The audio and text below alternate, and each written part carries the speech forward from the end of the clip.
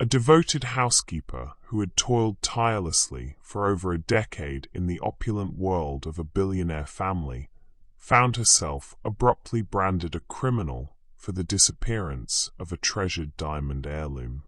Thrust into the harsh glare of a courtroom without legal aid, she endured global scorn and isolation, her pleas drowned out by the unyielding sway of wealth and privilege.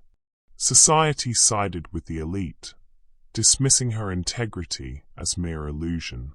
Yet, in the trial's darkest hour, when defeat seemed inevitable, fate intervened dramatically. The billionaire's grown son, whom she had nurtured like her own, burst forth to unveil a devastating family deception, appending the entire proceedings. Before we delve deeper into this tale of betrayal and redemption, pause for a moment. Share your thoughts on justice in the comments below, or reflect on a time when truth triumphed against all odds. We'd love to hear what inspires you about stories like this. For those who are new here, welcome to the family. Please subscribe, say hello in the comments, and let's grow closer together. Each story I bring is my sacrifice and devotion. When you walk away early, it feels like my heart is left unheard. Please, stay with me through the journey until the very end. I love you always. Now, let us begin. Grace Nwoko had served the Waller family faithfully for 14 years in their sprawling Manhattan estate, a gleaming fortress of marble and crystal amid the city's relentless pulse. Each day, she polished the vast halls until they shone like mirrors, tended to the antique furnishings with gentle care, prepared nourishing meals from recipes passed down through generations, and ensured every corner whispered perfection. She moved through her tasks with quiet humility and unshakable respect, earning the unspoken trust of the household over time. Through the years, she formed an unbreakable bond with young Harvey, the only son of Peter Waller. The boy adored her fiercely, viewing her as the mother figure his busy life often lacked. Peter Waller himself was a towering figure of quiet authority, a widower in his 50s who had built his empire from steel and strategy, though his interactions with Grace were sparse, limited to curt nods or precise directives. His new wife, Victoria, exuded polished elegance but harbored a chill that kept everyone at arm's length, her disdain for those beneath her station simmering just below the surface. One fateful morning, during the whirlwind preparations for Victoria's lavish charity gala, a priceless diamond necklace, a shimmering family relic valued at $2.4 million, vanished without a trace. Victoria's composure shattered, and in her frenzy, she zeroed in on Grace as the culprit. "You're the only one who's been in my private chambers," she accused sharply, her voice laced with venom. Grace stood stunned, her heart pounding in disbelief at the betrayal. Victoria wasted no time. Summoning Peter and insisting Grace's humble origins and financial struggles made her the obvious thief. Peter, torn but swayed by his wife's unyielding conviction and the weight of appearances, reluctantly agreed despite the lack of concrete evidence. Grace protested desperately, urging them to search again. It could be a simple misplacement, but her words fell on deaf ears. Peter fixed her with a distant gaze and decreed she must vacate the premises immediately. The sting of ingratitude pierced Grace like a blade. After pouring her soul into their home, they now saw her as a stranger, a threat. The authorities were alerted swiftly.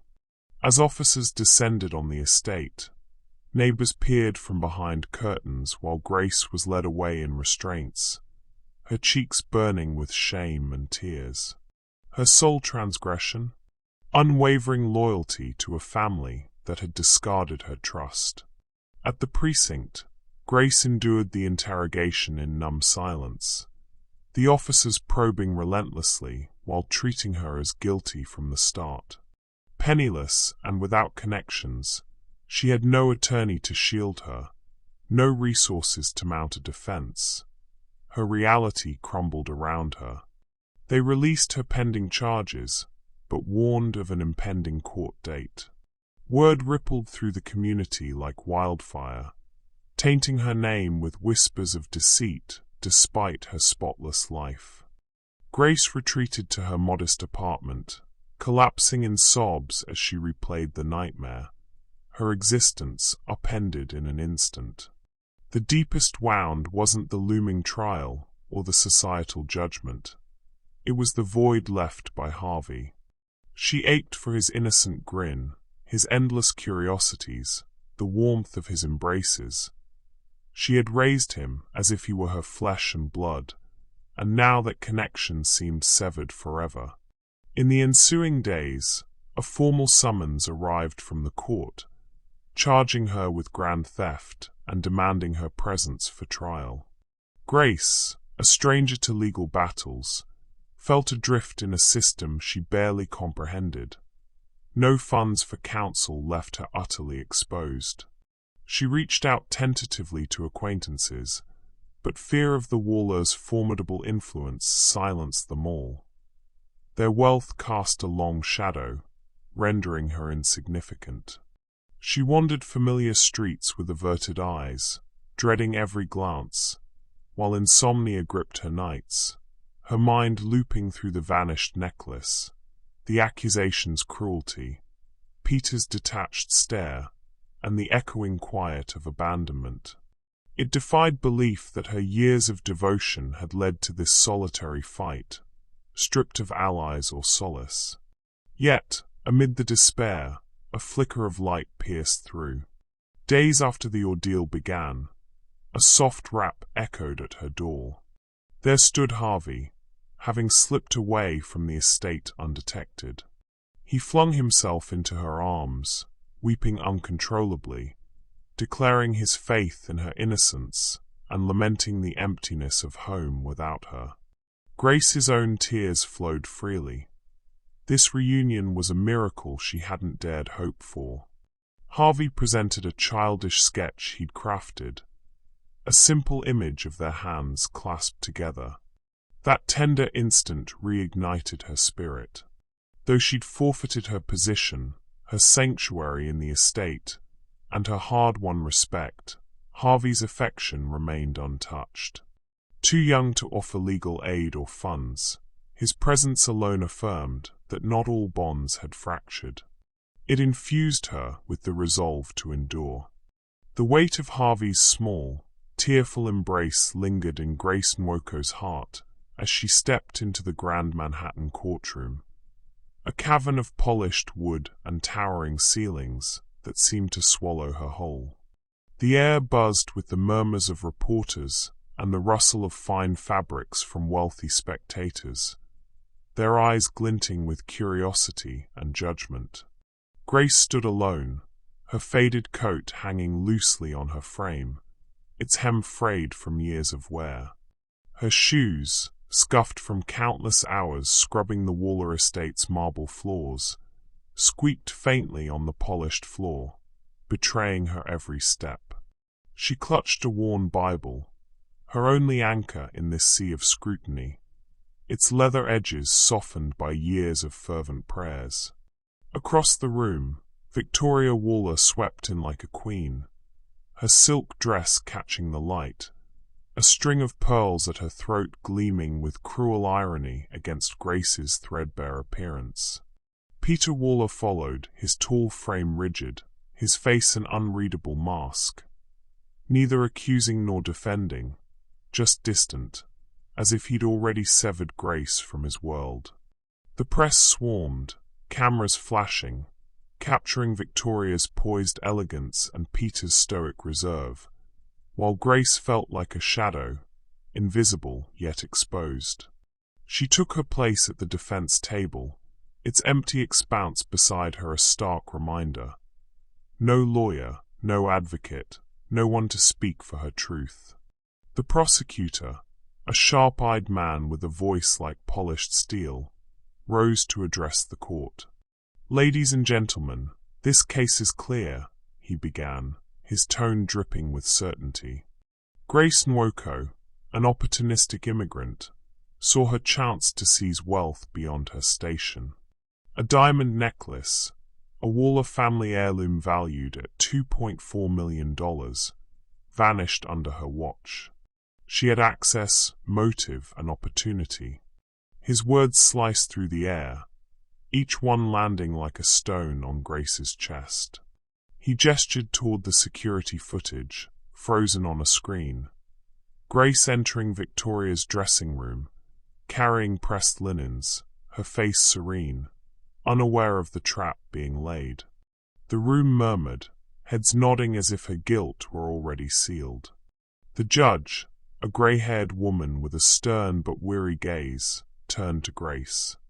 "Ms. Nwoko, you have no counsel present. Do you wish to represent yourself?"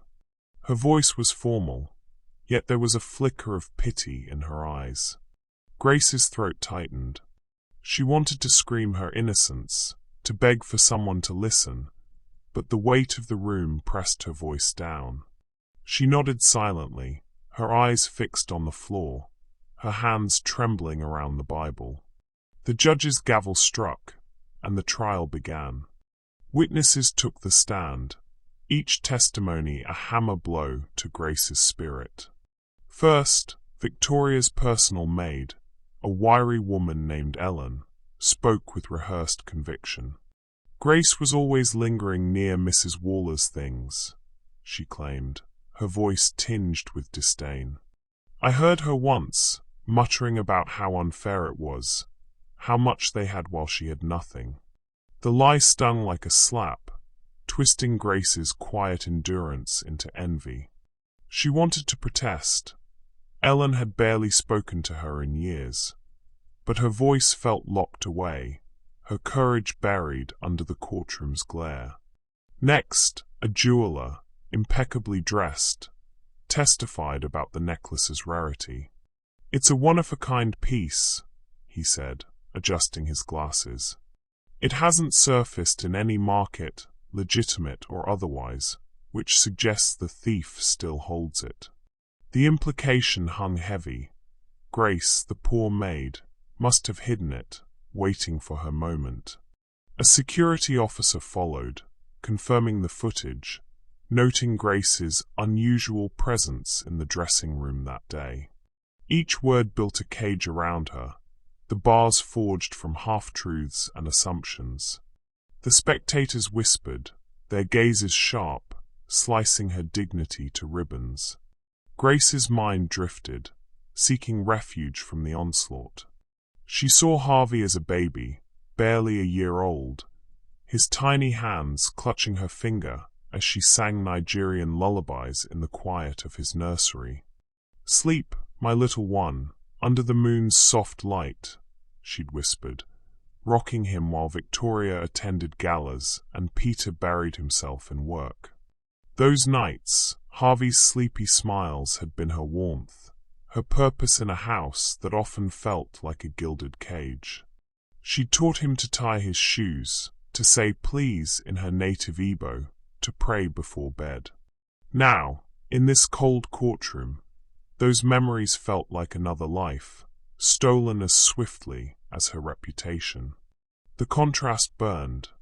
The woman who'd cradled a child with love now stood accused, her kindness twisted into greed. The prosecutor's voice snapped her back. "The evidence is overwhelming," he concluded, pacing before the jury.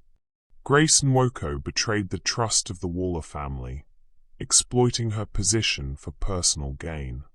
The room seemed to close in, the air thick with condemnation.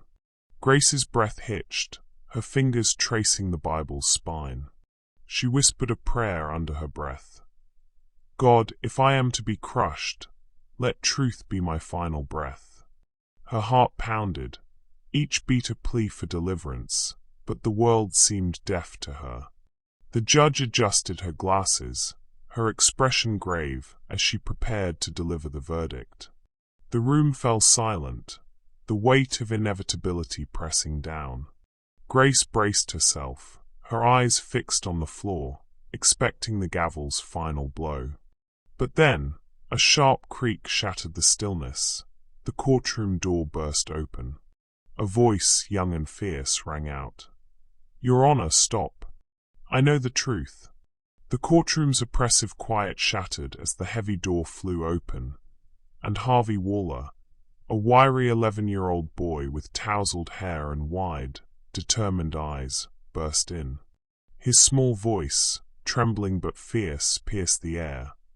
"Your Honor, please. You've got it all wrong."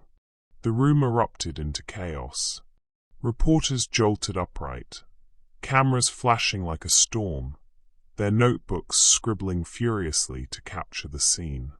Spectators gasped, their murmurs swelling into a stunned buzz. Grace Nwoko, gripping her worn Bible at the empty defense table, raised her eyes, her heart lurching as she saw the boy she'd raised, her Harvey, standing defiantly against the towering weight of the Waller world. Harvey's small frame seemed to fill the room, his school blazer wrinkled from his frantic dash to the courthouse. His face, flushed with urgency, carried the stubborn loyalty Grace knew from the toddler who'd clung to her hand. The judge, startled, banged her gavel, her voice sharp but curious. "Young man, state your name and explain this disruption," she commanded. Harvey stepped forward, his sneakers squeaking on the polished floor, his breath quick but his resolve unshaken. "I'm Harvey Waller, Peter and Victoria's son. And I'm here because my mom's lying." Grace didn't steal the necklace, she hid it herself. Gasps swept through the courtroom like a gust of wind. Victoria, poised in her elegant silk dress, turned ghostly pale, her pearl necklace glinting mockingly in the light. Her hand clutched the armrest, fingers trembling as if to anchor her crumbling facade. Peter, beside her, froze, his stoic expression fracturing, a tremor in his hand betraying his shock. The reporters surged forward, their shouts overlapping. "What does the boy know? Is this a Waller cover-up?" Their cameras capturing every tense second. Grace's breath caught, her gaze locked on Harvey, a flicker of hope sparking in her chest, warming the cold dread that had gripped her for weeks. Harvey faced the judge, his voice shaking with emotion, but bold with truth. "A few weeks before the big gala," he said, his words spilling out fast, "I saw my mom in her room. She was holding the diamond necklace, that super expensive one. She dropped it, and one of the shiny stones fell off. She got so scared, saying it'd ruin her if anyone found out." He paused, glancing at Victoria, whose eyes widened, her lips parting in silent panic. She didn't tell Dad. She just hid it in her secret safe, said she'd get insurance money later. But when everyone started talking about it being stolen, she blamed Grace to make it go away. The courtroom buzzed with disbelief, the air crackling with shock. Grace's mind spun, memories flooding back. Victoria's sharp orders to deliver linens to her dressing room that day. The security footage twisted to paint her as a thief. It was a trap, and she'd been the unwitting pawn. Her hands tightened around her Bible, tears stinging as she watched Harvey, the boy she'd rocked to sleep, now risking everything to defend her. Harvey fumbled in his backpack, pulling out a small velvet pouch, his small hands trembling as he opened it. The diamond necklace gleamed inside, its stones catching the courtroom's light like tiny stars. "I sneaked into Mom's room this morning," he said, holding it up for all to see. "It was in her safe, just like I said. Grace didn't take it. She's not a thief." The room exploded again, reporters shouting, spectators whispering in astonishment. The necklace shone like a beacon of truth, unraveling the lie that had nearly destroyed Grace's life. Victoria shot to her feet, her voice high and frantic. "He's just a child. He doesn't know what he's saying," she cried, her polished composure shattering into hysteria. "He's confused, making it up." But her words faltered, her guilt seeping through the cracks. Peter sat rigid, his face drained of color, his silence louder than any defense. The reporters pressed closer, their cameras relentless, capturing Victoria's unraveling for the world. Grace, still seated, felt the weight on her heart ease, her prayers answered by the courage of a boy who refused to let lies win. The judge slammed her gavel, her voice slicing through the uproar. "Order! We will recess to verify this evidence." She motioned to the court officers, who approached Harvey to take the necklace. "This court will reconvene after examination," she declared, her tone firm but tinged with intrigue. The officers gently took the pouch from Harvey's small hands, their movements careful as they prepared to confirm its authenticity and insurance tags. The spectators buzzed, their whispers a mix of shock and anticipation, while the press jostled, eager to break the story of the Waller family's disgrace. Grace's eyes met Harvey's across the room. His gaze was wet with tears, a silent plea for forgiveness for not coming sooner. She saw the boy who'd called her Mama Grace, who'd begged for her stories under the covers, now standing as her protector. Her heart swelled, not with anger toward Victoria or Peter, but with gratitude for this moment, when she was no longer alone. The courtroom's chaos faded, and for the first time since her arrest, Grace felt truly seen. As the judge called the recess, the officers escorted Harvey to submit the necklace for inspection. Victoria's protests grew weaker, drowned by the clamor of the press. Peter remained still, his silence a heavy admission of complicity. Grace stayed at her table, her Bible open, her fingers tracing a familiar verse. "The truth shall set you free." The courtroom began to clear, but Harvey's small, brave act lingered, a light piercing the darkness. The trial wasn't over, but the truth had finally spoken, and Grace felt the first breath of freedom. The courtroom's clamor faded into a tense hush as the judge's gavel struck, signaling the end of the recess. Grace Nwoko sat at the defense table, her worn Bible open in her lap, her fingers tracing the familiar verse. "The truth shall set you free." Harvey's small, brave figure lingered in her mind, his trembling hands holding the diamond necklace aloft, his voice shattering the lies that had bound her. The court officers returned, their faces grim but deliberate, carrying the velvet pouch. The judge adjusted her glasses, her gaze sweeping the room. "The evidence has been examined," she announced. "The necklace is authentic, bearing the Waller family's insurance tags, exactly as the young Mr. Waller described." A murmur rippled through the spectators, a wave of shock and vindication. Victoria Waller, her silk dress now creased, sat rigid, her face drained of its elegant poise. The pearls at her throat seemed to choke her as the judge's words landed like a verdict on her soul. Peter Waller, beside her, stared at the floor, his hands clasped tightly, the tremor in them betraying the guilt that had taken root. The reporters, poised like hawks, scribbled furiously, their cameras trained on the unraveling of the Waller empire. Grace, alone at her table, felt the weight of the moment settle over her. Not triumph, but a quiet relief, like a breath held too long finally released. She whispered a prayer, her voice barely audible. "Lord, let this be enough." The judge continued, her tone measured but piercing.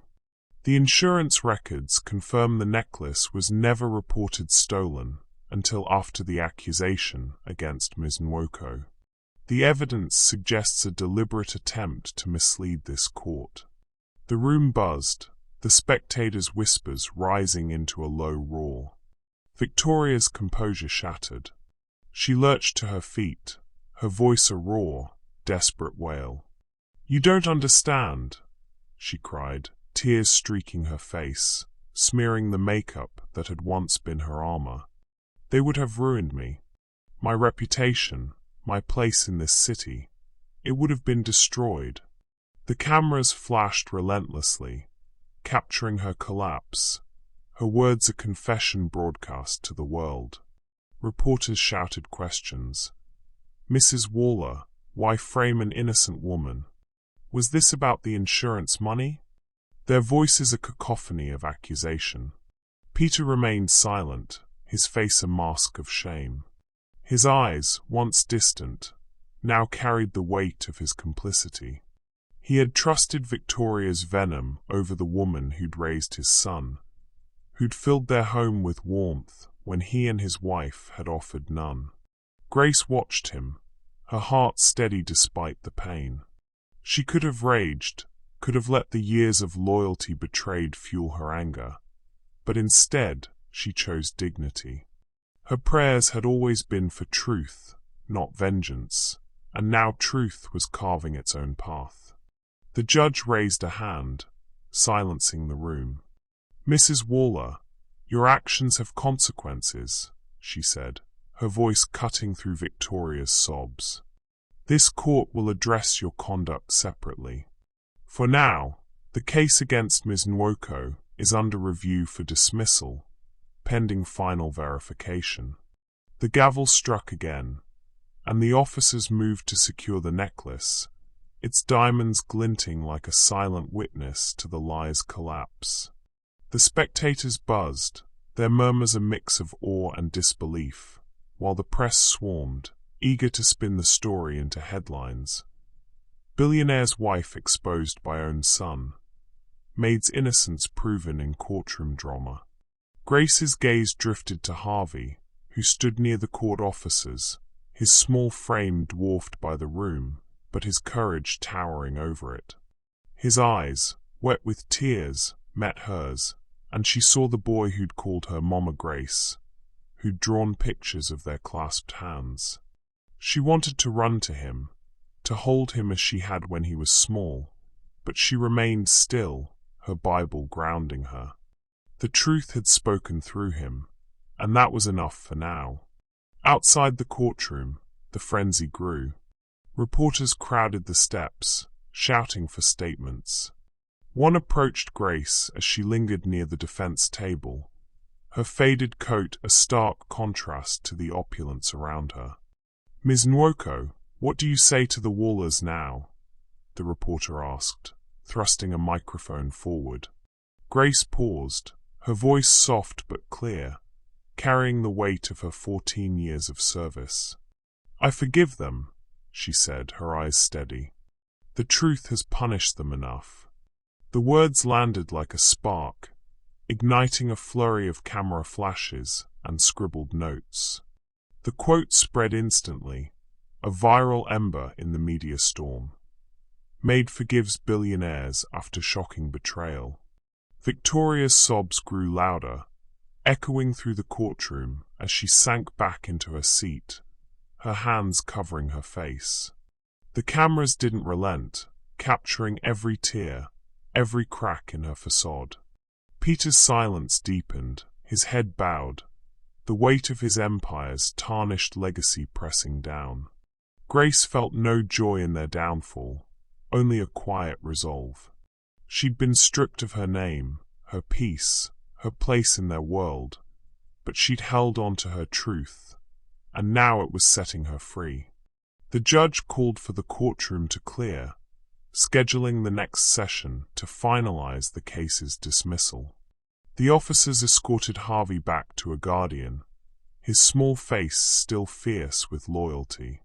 Grace watched him go, her heart swelling with gratitude. She'd raised him to be kind, to be brave, and today he'd proven it beyond her wildest hopes. The reporters continued their frenzy outside, their stories already shaping the narrative of Justice One, of a boy's courage toppling a tower of lies. Grace remained at her table, her Bible open, her fingers resting on the verse that had carried her through.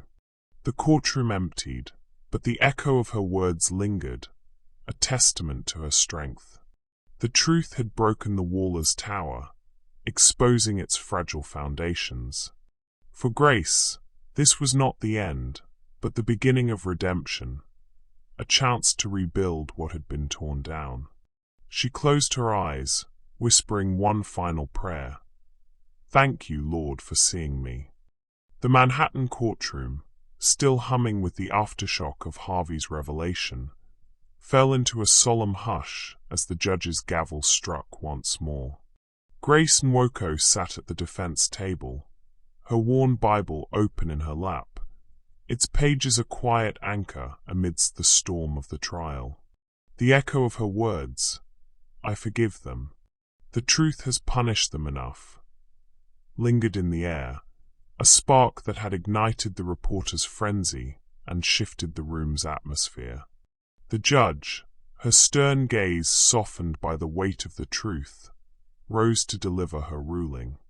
"In light of the evidence presented," she declared, her voice resonant, "all charges against Ms. Grace Nwoko are hereby dismissed. She is free to go." A ripple of murmurs swept through the spectators, a mix of awe and relief. Grace's breath caught, her heart swelling with a lightness she hadn't felt since the nightmare began. The judge turned her piercing eyes to the Waller family. Victoria, her face streaked with tears, sat crumpled, her elegance undone. Peter, his stoic facade shattered, stared at his hands, the weight of his silence heavier than ever. "Mr. and Mrs. Waller," the judge continued, her tone sharp with rebuke, "your actions have not only wronged an innocent woman, but have undermined the integrity of this court. You will issue a public apology to Ms. Nwoko, and this matter will be referred for further review of your conduct." The words landed like a thunderclap, stripping away the last vestiges of the Waller's untouchable aura.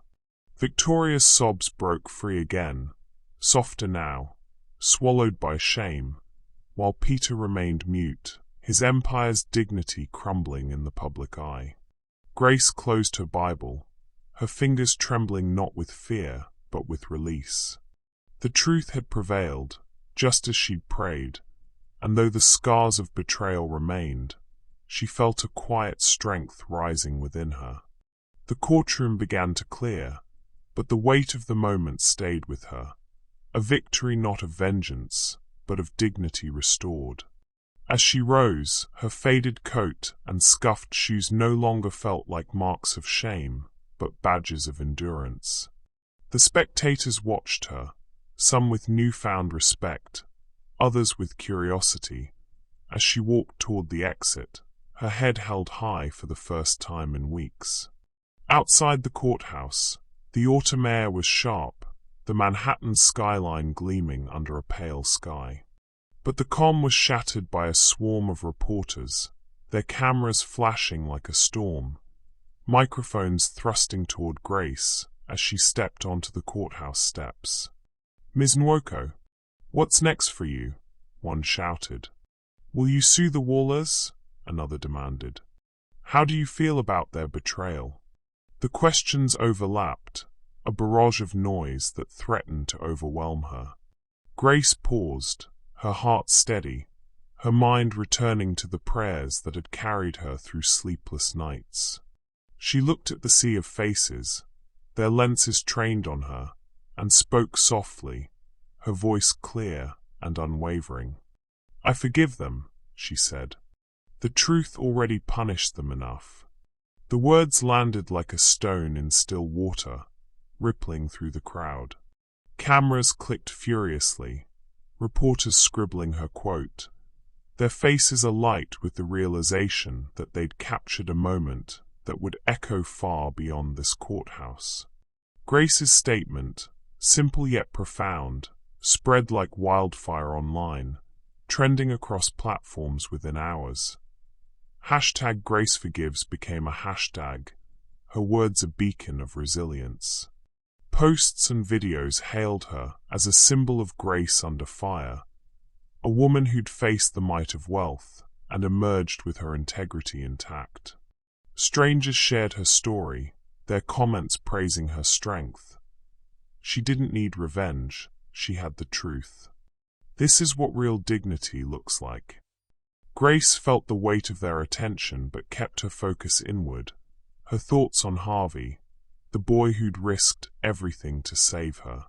She saw him now, lingering near the courthouse entrance with a court-appointed guardian, his small frame hunched but his eyes bright with relief. She wanted to run to him, to hold him as she had when he was a toddler, but the crowd held her in place. Instead, she offered him a gentle smile, a silent promise that their bond remained unbroken. Harvey's face lit up, his own smile a mirror of the ones he'd given her during their years together, when she'd been Mama Grace, in a house that offered little warmth. The reporters pressed closer, but Grace's calm held firm. She answered a few more questions, her voice steady, refusing to fuel their hunger for drama. "I just want to go home," she said, her words a quiet refusal to let bitterness define her. The crowd parted as she made her way down the steps, her scuffed shoes steady on the stone. Behind her, the Wallers emerged, Victoria's face hidden behind sunglasses, Peter's head bowed, their usual entourage replaced by a lone security guard. The cameras turned to them briefly, but the story had shifted. Grace was no longer the accused but the victor, her moral triumph outshining their tarnished legacy. Grace returned to her modest apartment in Brooklyn, the familiar creak of the door a stark contrast to the grandeur of the Waller estate. For the first time in weeks, she felt the space as a sanctuary, not a cage. Neighbors, who'd once turned away in silence, now greeted her with tentative smiles, some offering quiet apologies. "We saw you on the news," one said, her voice thick with awe. "You didn't let them break you." Grace nodded, her heart softening. She'd lost much, her reputation, her peace, her place in the Waller home. But she'd gained something greater, the knowledge that truth could outlive power. That evening, as she knelt by her small bed, Grace prayed, not for justice now, but for healing. The world outside buzzed with her story, her words trending, her face on screens across the city. But in this quiet moment, she felt only gratitude, for Harvey's courage, for the judge's fairness, for the strength that had carried her through. She thought of her years with the Wallers, the countless days scrubbing floors, the nights singing to Harvey, the love she'd poured into a family that had cast her aside. Yet she harbored no hatred. Her forgiveness wasn't weakness, but a choice, a refusal to let their betrayal define her. As she rose, a knock sounded at her door. Her heart lifted, hoping for Harvey, but it was a neighbor, holding a phone with a news alert. "Maid's forgiveness shakes Manhattan elite." Grace smiled softly, shaking her head. The world could call her a symbol, but she was just Grace, free at last, her dignity restored not by anger, but by the quiet power of truth. She closed the door, the noise of the world fading, and for the first time in weeks, she felt the stirrings of peace. The soft creak of Grace Nwoko's apartment door still echoed in her ears as she stood in the modest Brooklyn office of Grace and Company. Cleaning services, her hands tracing the edge of a freshly printed business sign.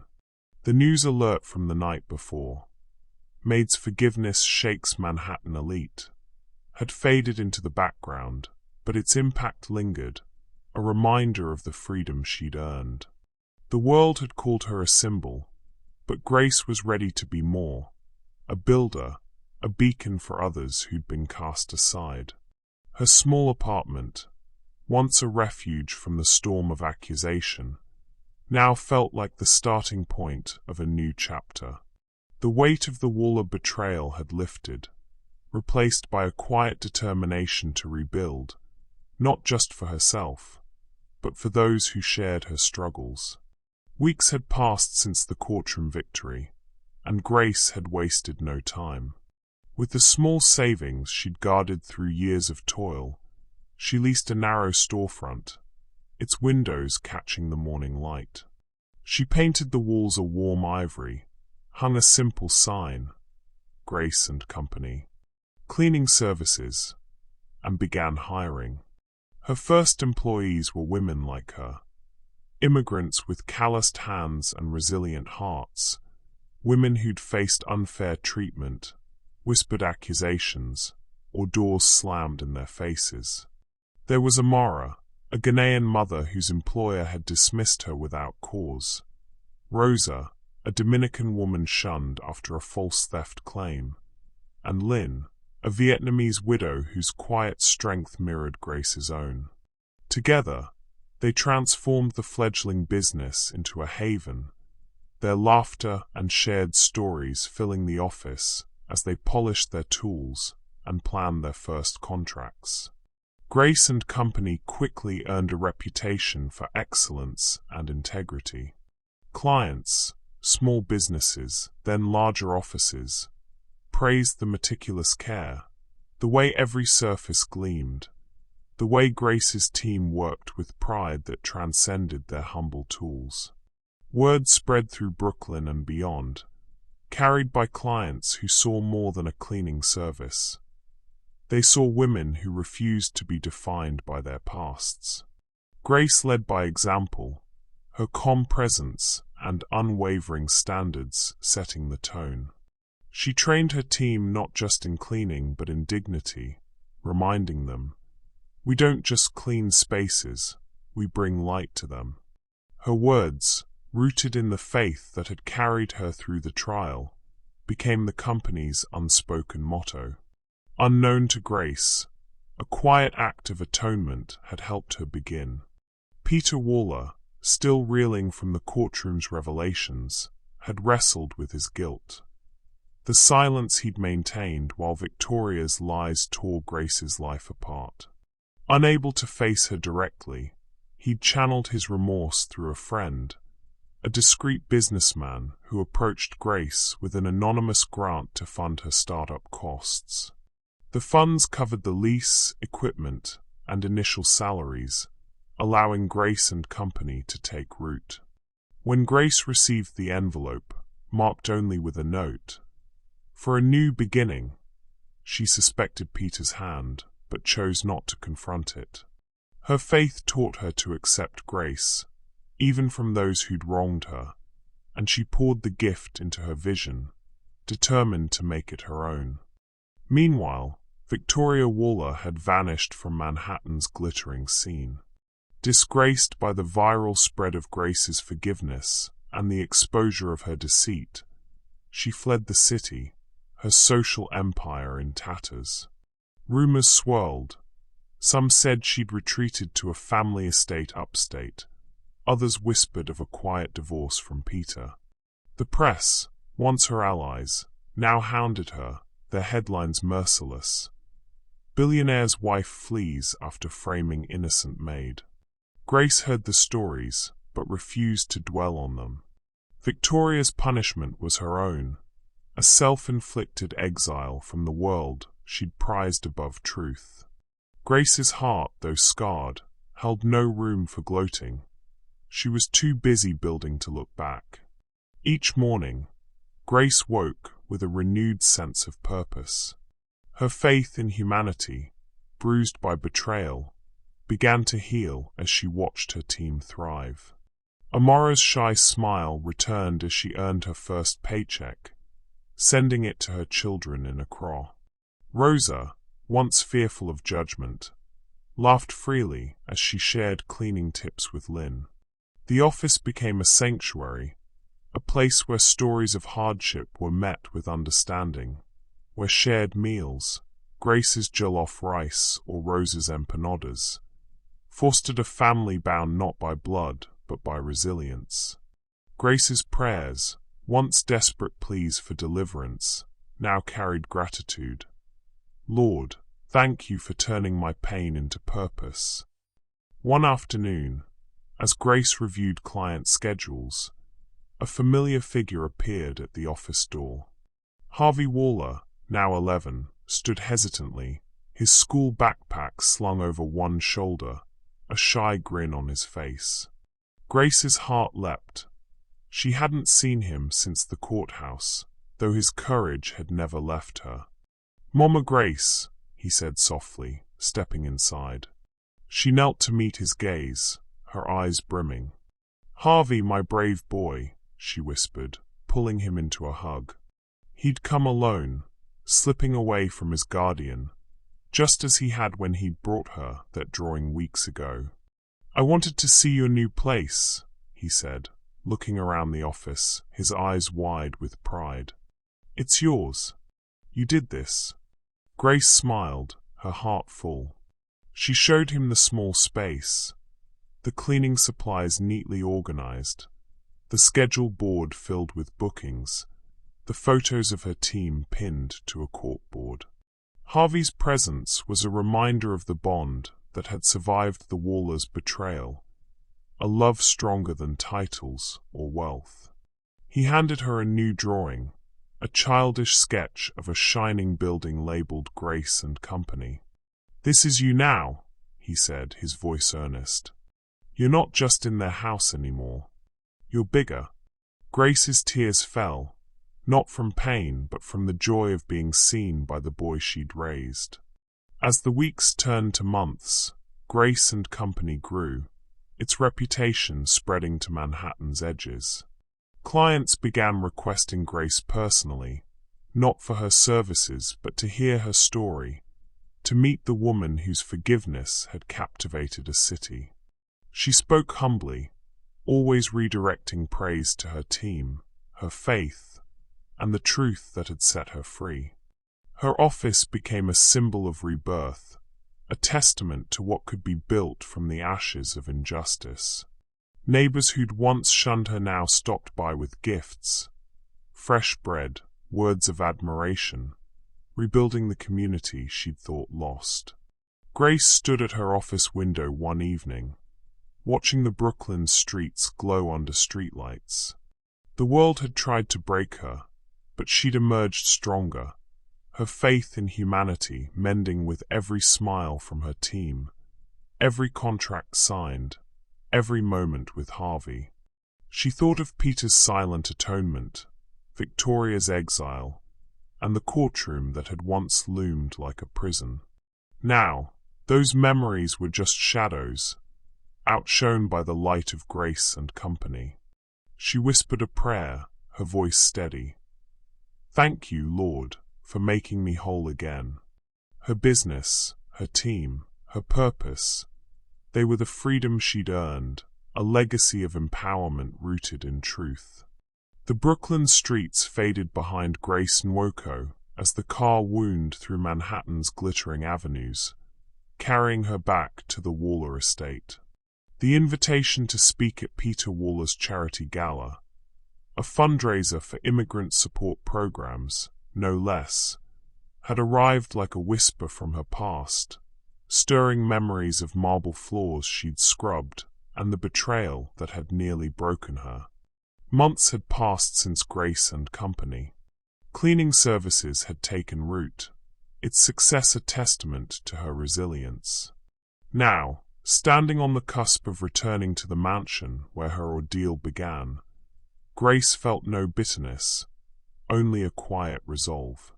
Her faded coat was gone, replaced by a simple but elegant dress, a gift from her team, its deep blue fabric a symbol of her reclaimed dignity.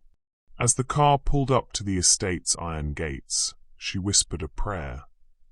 "Lord, let my words be light, not fire." The mansion loomed as grand as ever, its chandeliers casting golden light through towering windows.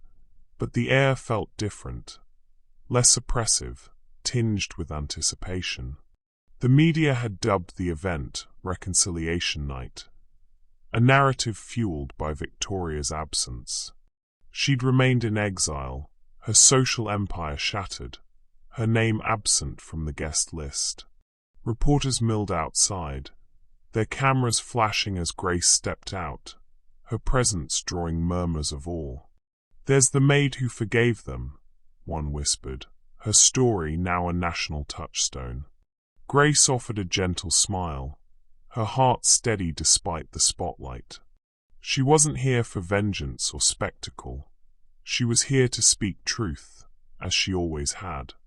Inside, the ballroom buzzed with Manhattan's elite, their designer gowns and tailored suits a stark contrast to the modest women of Grace and company, some of whom had joined her as guests. Peter Waller stood near the stage, his face lined with a weariness that hadn't been there before the trial. His eyes met Grace's briefly, carrying a flicker of remorse, a silent acknowledgement of the debt he could never fully repay. Harvey, now 11, hovered nearby, his school blazer swapped for a small suit, his grin wide as he spotted her. "Mama Grace," he called, weaving through the crowd to reach her. She knelt, embracing him tightly, the warmth of his hug erasing the cold memories of this place. "You're here," he whispered, his voice thick with pride. "You're bigger than all of them now." The gala proceeded with its usual pomp. Speeches, clinking glasses, promises of philanthropy. But the room's energy shifted when Peter took the stage to introduce Grace. "Tonight is about second chances," he said, his voice low but clear. "And no one embodies that more than Grace Nwoko." The crowd murmured, some shifting uncomfortably, others leaning forward, drawn by the weight of her story. Grace ascended the stage, her steps measured, her heart pounding not with fear, but with purpose. The spotlight bathed her in light, a stark contrast to the shadowed courtroom where she'd once stood alone. She looked out at the sea of faces, some curious, some skeptical, some tearful, and felt the strength of her journey anchor her. "Justice isn't always loud," Grace began, her voice soft but resonant, carrying the cadence of her Nigerian roots. "Sometimes it's a whisper that refuses to die, a truth that waits for courage to speak it." The room fell silent, every eye fixed on her. She spoke of her years in the mansion, not as a maid, but as a woman who'd poured love into a home, into a boy who called her Mama Grace. She spoke of the accusation, the humiliation, the nights when faith was her only companion. "They took my name, my peace, my place," she said, her gaze steady. "But they couldn't take my truth. And when truth spoke, through a child's bravery, it set me free." Her words hung in the air, each one a quiet rebuke to the power that had once silenced her. The audience was still, many moved to tears. A woman in the front row dabbed her eyes with a silk handkerchief. A man near the back bowed his head, as if confronting his own complicity in a world that judged too quickly. Grace continued, her voice growing stronger. "I forgave because holding anger would have bound me to their lies. Forgiveness isn't weakness, it's the courage to build again." She gestured to her team, standing proudly among the guests. "We're building now, not just homes, but lives, lives that no one can take away." The room erupted in applause, the sound swelling like a tide, washing over the pain of her past. Peter stepped forward, his face pale but resolute. "Ms. Nwoko," he said, his voice breaking slightly, "I failed you. I let silence and doubt betray the woman who raised my son. I'm sorry." The words, spoken before the crowd, were raw, unguarded, a public atonement that drew gasps from the audience. Cameras flashed, capturing the moment, the headlines already forming. Billionaire's apology to Maid's gala. Grace met his gaze, her heart softening. She nodded, a silent acceptance, knowing his remorse was genuine, even if it couldn't erase the past. Harvey darted onto the stage, throwing his arms around Grace, his small frame trembling with emotion. "I told you, Mama Grace," he whispered, his voice muffled against her dress. "You're the strongest." The crowd's applause grew louder, many rising to their feet, moved by the boy's love and the woman's grace. Grace held him close, tears brimming but not falling, her heart full of the bond that had survived every trial. The cameras caught it all, the embrace, the tears, the unspoken victory of love over betrayal. As the gala continued, the story of Grace's speech spread beyond the mansion's walls. By morning, her words, "Justice isn't always loud. Sometimes it's a whisper that refuses to die," were quoted across national news, shared on social media, and printed in editorials. #GraceWhispers trended alongside #GraceForgives, her story cementing her as a symbol of moral power, a woman who'd turned humiliation into triumph without a trace of revenge. Reporters camped outside Grace and Company's office, seeking interviews, but Grace remained focused on her work, her team, her purpose. Leaving the mansion that night, Grace glanced back at its glowing windows, a place that had once defined her servitude. Now, it was just a backdrop to her rebirth. Harvey walked beside her, chattering about the gala, his pride in her brighter than the chandeliers. She smiled, her heart at peace. The humiliation of that first chapter, handcuffs, accusations, a police car's cold seat, was a distant memory, replaced by this poetic symmetry. A return not as a maid, but as a voice that refused to be silenced. She whispered a final prayer as they left. "Thank you, Lord, for making my whisper heard." The Waller mansion's glowing windows receded in the rearview mirror as Grace Nwoko and Harvey stepped into the cool Manhattan night, her whispered prayer lingering like a benediction. The gala's applause still echoed in her ears, a testament to the whisper that had become a roar. Several months later, as autumn leaves turned to winter's hush, Grace and Company. Cleaning services had blossomed into a thriving enterprise, its Brooklyn office bustling with purpose. What began as a modest storefront now employed dozens of women, immigrants, single mothers, survivors of injustice, each one a thread in the tapestry of Grace's vision. Amara led a team in Queens, her confidence blooming. Rosa managed contracts in Manhattan, her laughter a staple in team meetings. Lynn trained newcomers with quiet wisdom. Clients raved not just about the spotless spaces, but the integrity behind them, turning Grace and Company into a symbol of empowerment. Grace moved through her days with a steady grace, her prayers now laced with wonder. "Lord, from one broken heart, you've built a family." Harvey, her brave boy of 11, had grown in ways that outpaced the calendar. At his elementary school graduation, a milestone marked by cap and gown too big for his frame, he stood before his classmates and teachers, his voice steady despite the butterflies. "This is for the woman who taught me courage," he said, dedicating his class project, a handmade book of stories about kindness, to Grace. The project, filled with drawings of clasped hands and shining necklaces, recounted her trial not as tragedy but triumph. "Mama Grace showed me that truth is stronger than lies," he concluded, his eyes finding hers in the audience.